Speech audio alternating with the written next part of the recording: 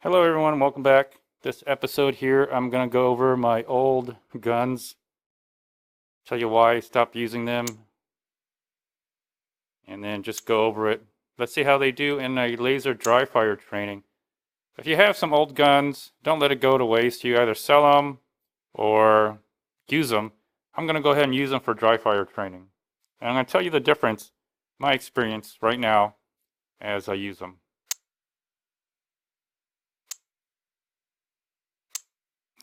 Here, 28. Oh.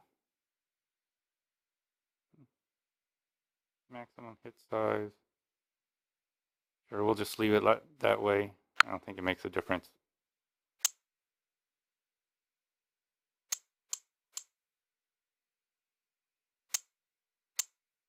There we go.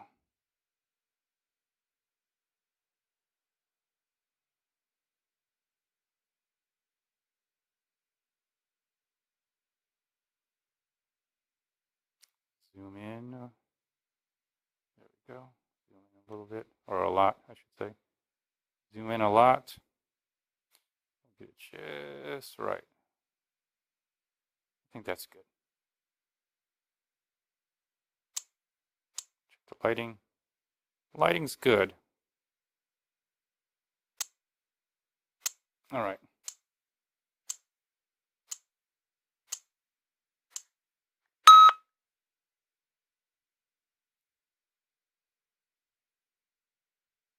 Alright, now I got to do is hit the reload.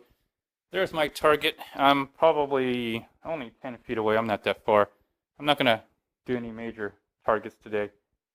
So here's what I got. If you already know about my AR9 or my G9, I'm liking it. I got the new firing pin in that. I'm going to do another video on that.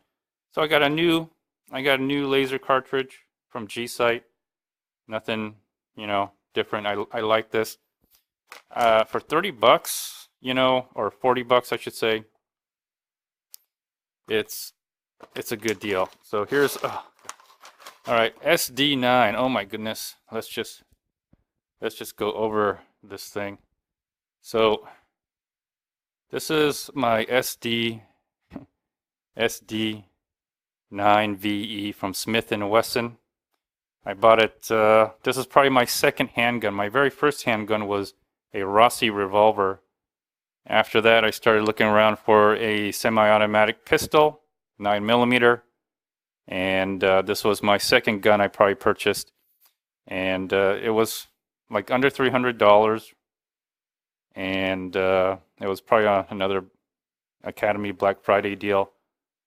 The only thing I have an issue is, if you see this, you see that the slide moves around a lot on the frame. So it does affect the aim quite a bit. Let me see that. You see that? See how it moves around? You don't hear any clicking noise, but you can see the gaps here. So it's not. So when I do shoot this, now that I have the laser in here, I can actually see where the laser is hitting in. The laser is hitting on the left side of the front sight post. Now that I see that. Anyways, let's check it. I cleaned it. I haven't cleaned it. My goodness, I did clean it to make this video. There's the laser G sight in here. I already put it in here. That's the new one. I actually bought 2 more laser G sights. There's a white follower. How to clean that up. That's as best as I can clean it. So they don't really pop out. They don't really pop out. They just kind of just fall out, the magazines. But I think these are stainless steel. Oh, it's a little dirty right here. I didn't clean that part up. Or maybe it got dirty again from sliding it in there. Who knows? Anyways. Kind of have to. Doesn't fully seat in if I just do this. I have to. There we go. Now it's pushed up. It has the old follower, or it has the old, well, it has this guided spring in here. It reminds me a lot of the Gen 3 Glock. The reason I got this, it was so similar to Glock, but with a lower price tag. I think, like, again, under $300. So let's go ahead and shoot it for a little bit. I have to rack it. So let's, I think the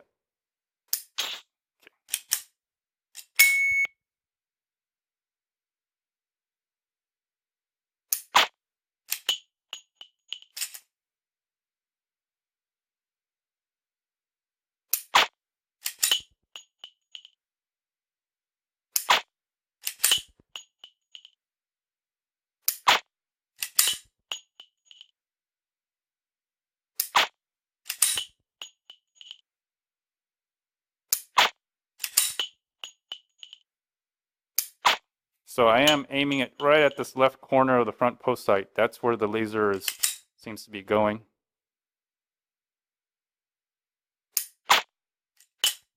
Yep.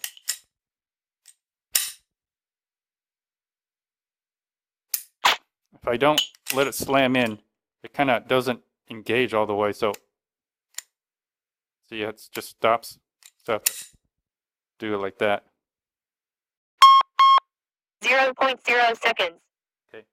So at 10 yards, I would expect, I mean, sorry, at 10 feet, it's, I've always had issues with this gun. This gun is hard to, I wouldn't say hard to shoot. I mean, just pull the trigger.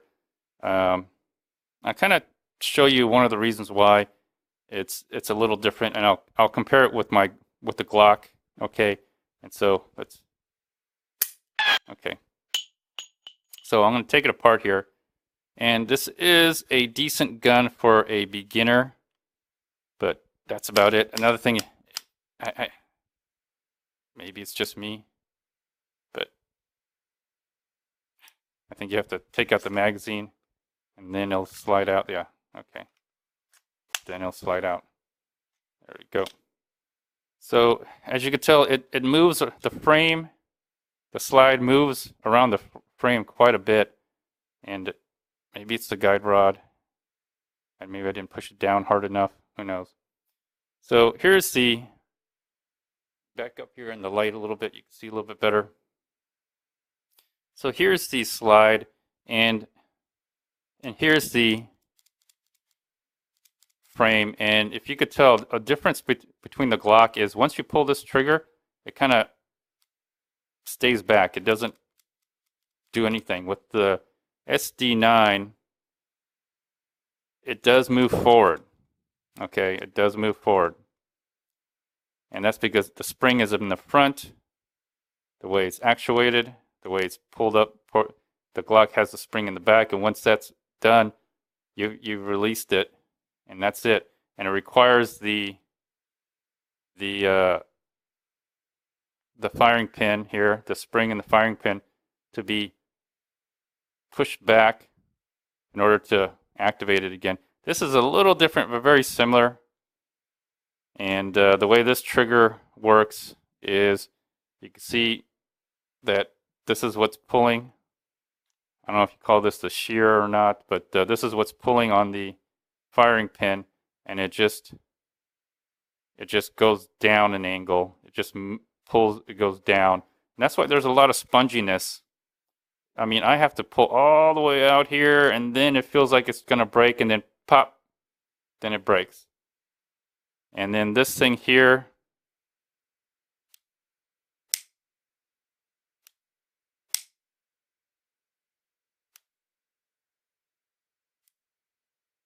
is what resets the trigger. And this little bump is what pushes this down. The spring pulls it forward, you pull it up, and then it pulls on the shear, which pulls on the firing pin. And then as you pull it, as you rack the slide, it pushes it down, resetting it. Resets the shear back as it racks because it pushes it down. And then you can, spring pulls it forward, and then that's where the reset is. You can see right here, reset. That's the reset. And then the rack slides, hits the bump here, pushes this down, pulls the shear forward, and then this is where the reset is. So it's pretty simple. Compromise, very similar but a little different than to the Glock, and I'm not sure why it won't go in with the magazine in it for whatever reason. So, and here's the trigger. Gives you a good idea of the trigger here. See how much you have to pull, and then when you get all the way over here, that's the shear pulling on the trigger and the spring, and then it breaks.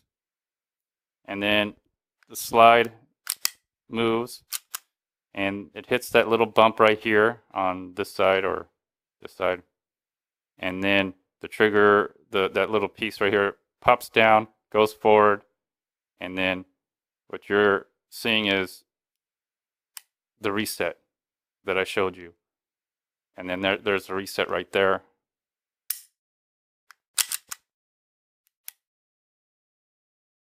That's the reset. But look how, I never really liked the trigger pull on this. That's another reason why I stopped using this. It just seemed very spongy, and then I have to go all the way over here.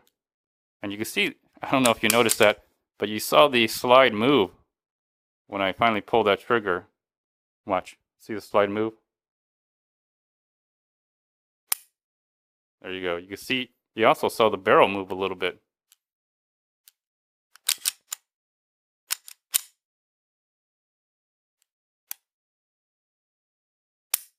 Yeah, you see the barrel move. So this thing will move on you, and that's why I feel that it was so inaccurate at times, because there was times where I was just hitting and it just was not accurate at all. So anyways, let's start shooting again.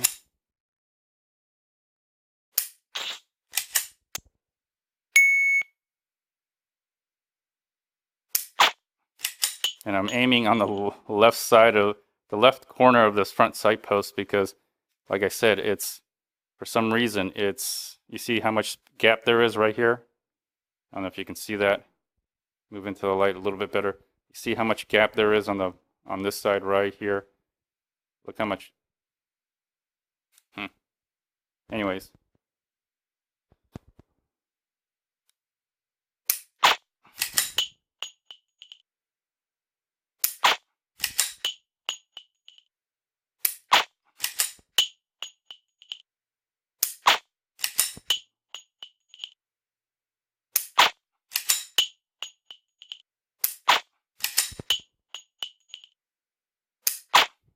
And the way the shear pulls onto the trigger on the firing pin, it makes it 0.0 seconds. The way it moves, I almost feel like it's moving the barrel up and down. And I always felt that way about this gun, that it was kind of, and the way you pull on the trigger, it's like it makes you move the barrel and the muzzle up and down like this. So that's the thing I never liked about this, and that's why I don't use it anymore. Although it was a very inexpensive gun, I did have fun shooting it, but it's not a very well-made gun. Okay, yes, you're getting a great value for it. Yes, it does fire. I mean, like from here, let's back up a little bit.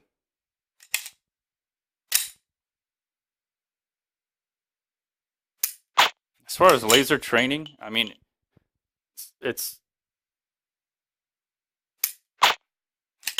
you can, like, obviously get used to it. And I'm literally using the left corner of that front sight post.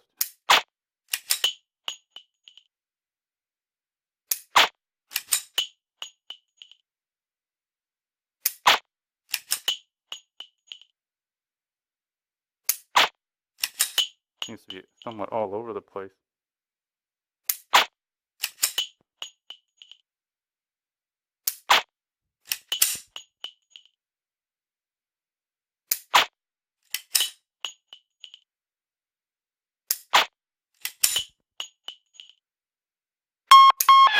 Zero point 0 seconds.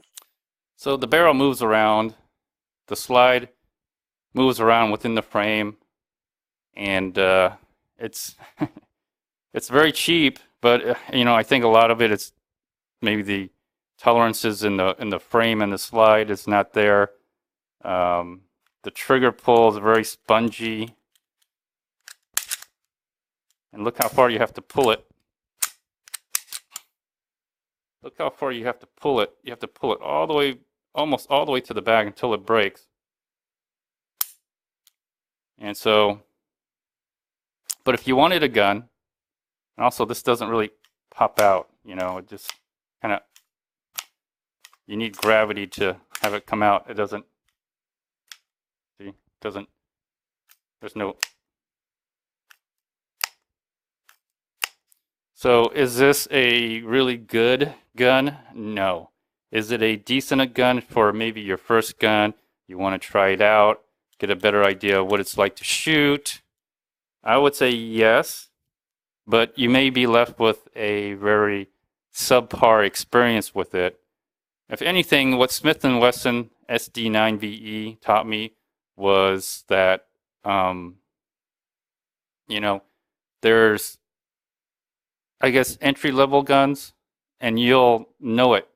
This is something you'll obviously know. This is an entry-level gun, and it made me want to become a better shooter. And after this purchase, after I made this purchase, I bought a Glock, and I shot between the two, and the Glock was, in my opinion, superior to the SD9VE, and it made me examine why. Why was the Glock superior to the Smith & Wesson SD9VE? And some of the things I showed you was the reasons why. And the fit is not all that great. The trigger's not that great. The internal mechanism of how it works, I mean, it works, all right?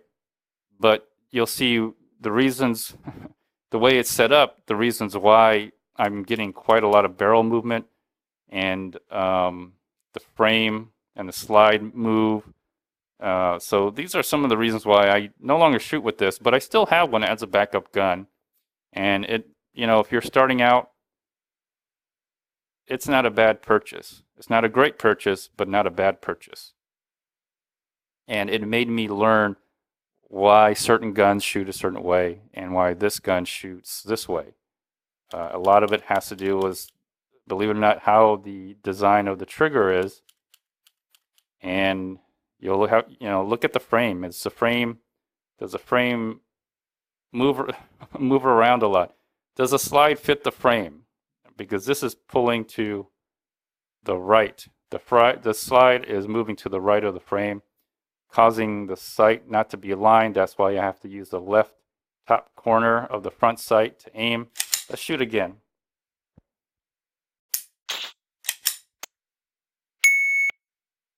Now I'm going to aim right in the middle, right?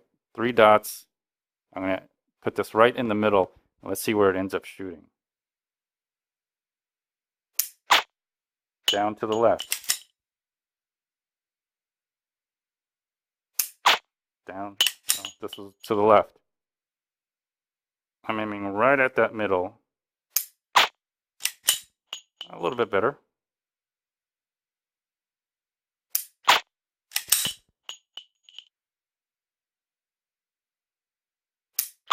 Yeah, down to the left. Even though I'm aiming right in the middle.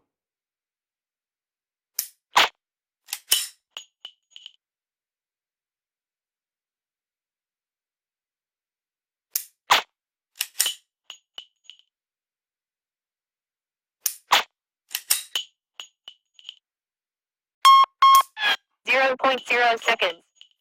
So down to the left. That's why I aim at the left corner of the front sight post. Let's try to do that again with that adjustment in mind.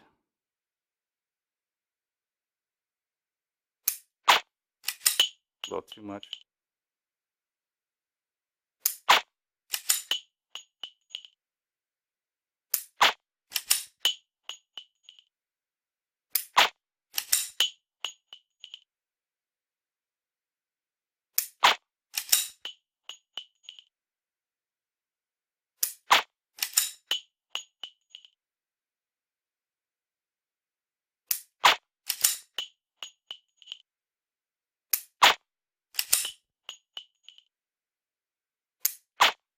So, anyways, you get the idea. This is what the laser cartridge is telling me. Okay, so the advantage of having a laser cartridge put into your pistol, your rifle, whatever. 0.0 seconds. It's not going to obviously be the total answer for everything, but it'll let you know why the gun is shooting in a certain way. Maybe it's not you. Maybe it's the gun that you have. Now, I'm not saying all cheap guns are poorly made, but the Smith Wesson SD9VE, I think I bought this 2000 and, geez, I don't know. This is 5 years old, so maybe 2005, maybe 2006. I bought this and I haven't used it since. I don't know about the current models, but, you know, I would have to say most likely they haven't changed it. So it is a great value. If you need a gun, you got it, but don't expect anything great from it. And that's my experience with the Smith & Wesson SD9VE, and that's why I haven't used it since then. Right now, it just sits in a bag. I just put the laser cartridge in there. Let's put it back into the bag. That's probably where it belongs. Right here, just put it. It comes with 2 magazines. See, one and 2. So it comes with 2 magazines. So back in the bag it goes. This is just my backup to my backup to my other backup to my backup. And maybe I'll use it or not. But this laser cartridge is awesome. This is a brand new one. I'm probably going to just put this into my other, I think my Mech Tech. And I'm going to use my Glock lower, and I'm going to just train with it. This is great for training. I highly recommend this in any type of gun. Just get your caliber, and you'll see if your sights are lined up, if your frame matches your slide, you understand your trigger pull. It makes you learn a lot about the gun and why some guns shoot better in general than other guns. So anyways, there you go. Throw that back over there. Anyways, feel free to like, all right, comment, also share and subscribe. Till next time, everyone, stay tuned. Bye.